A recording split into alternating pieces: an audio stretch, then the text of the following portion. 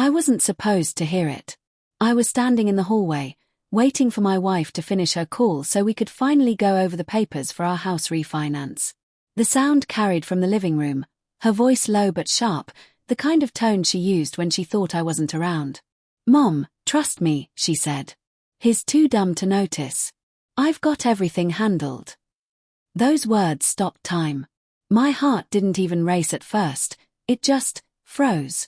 I remember staring at the half-empty coffee cup in my hand, watching the steam fade, wondering if I'd misheard. Dumb. Too dumb to notice what? I stepped closer, quiet enough to catch the next part. "I've already spoken to the lawyer. Once the documents are done, I'll get what's mine. He won't even know until it's too late." My stomach turned. The cup slipped from my hand and hit the floor, spilling coffee across the tile. She jumped, spun around, and our eyes met. The color drained from her face. "Oh my God, Daniel, I didn't know you were home." She tried to sound calm, but her voice cracked halfway through my name. "What am I too dumb to notice, Anna?" I asked. My throat felt dry, like I'd swallowed sand. She stammered something about talking about work, but her eyes betrayed her. They flickered with panic, darting anywhere but at me. That's when I saw her phone still on the couch, her mother's voice faint through the speaker. "Anna? Anna, what happened?" She hung up quickly. For the next few minutes, everything blurred. I remember her talking fast, something about a misunderstanding, a business dispute, how I was overreacting. I wanted to believe her. God, I really did. We'd been married 8 years. She was my world. But once doubt settles in, it doesn't leave quietly. That night, she went to bed early. I stayed up, staring at our framed wedding photo on the mantel. Her smile in that picture used to calm me. Now it felt like a lie staring back. The days after that were a haze of small cracks that widened with every detail. Her phone always faced down. She took work calls in the car. Once, I caught her deleting emails from a shared folder we used for finances. When I asked, she brushed it off with that same soft voice that used to comfort me but now only raised suspicion. I started to question myself. Maybe I was being paranoid. Maybe she was just stressed. But then I noticed the missing files, bank statements, insurance documents, the deed copies. Things only she handled. I'd always trusted her with the paperwork. Now I realized that trust might have been the rope she used to pull everything away. One night, while she was in the shower, I opened her laptop. I hesitated, because snooping felt like betrayal, too, but the fear of ignorance was worse. What I found hit me harder than any confession could have. There were draft emails between her and a lawyer. My name was in them. My accounts. My pension. The house. Everything. It was a plan for separation, but not the kind that comes after honesty or heartbreak. This was strategic. Calculated.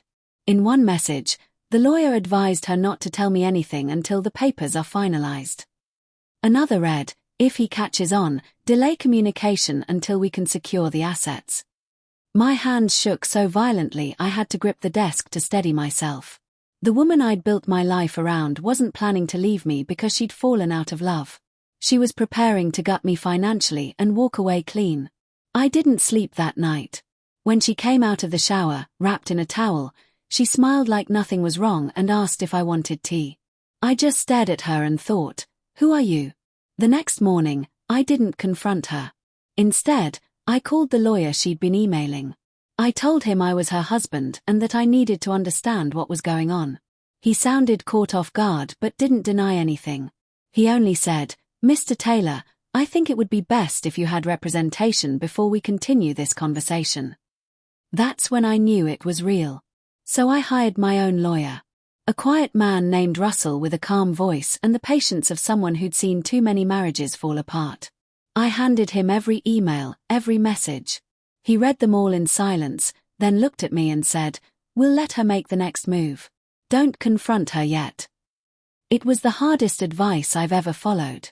Pretending everything was fine while knowing my wife was planning to betray me felt like living in a play where I already knew the ending. A week later, she came home with a folder in her bag and that too sweet smile. She asked if I'd sign a few financial forms related to our refinance. My hands trembled as I opened the folder. It wasn't refinance paperwork, it was the first step toward transferring ownership of the house to her name alone. She didn't expect me to notice. "Anna," I said softly, "why does this only have your name on it?" Her smile vanished. "It's just temporary." "That's not what your lawyer said." Her face went pale. For the first time, she couldn't hide behind charm or excuses. "You went through my things," she said, voice shaking between anger and fear.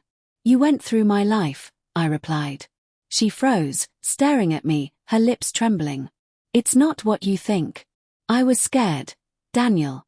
You've been so distant, and I thought," she stopped, realizing how hollow it sounded. "Scared people don't draft separation agreements behind their spouse's back," I said quietly. "They talk."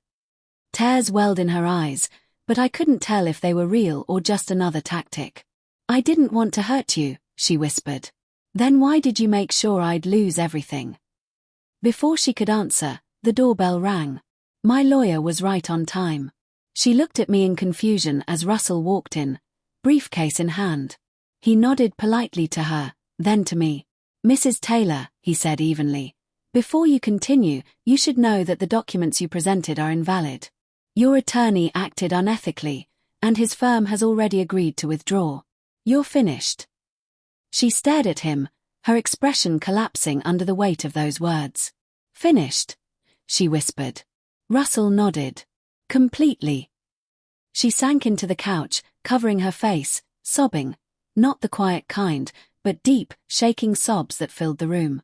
For a long time, I just stood there, watching, feeling everything and nothing at once. In that moment, I didn't feel victorious. I felt hollow. I'd loved this woman more than I'd ever loved anyone. I'd built a life on trust that turned out to be quicksand. Later that night, after she packed a small bag and left, I sat on the porch alone. The house was silent except for the wind moving through the trees. I thought about every laugh we'd shared, every promise we'd made. How fragile they seemed now. I realized something as I watched the sunrise. Betrayal doesn't destroy love instantly. It erodes it, piece by piece, until all that's left is the ache of what used to be. And maybe that's the cruelest part. You don't stop loving them the moment they break you.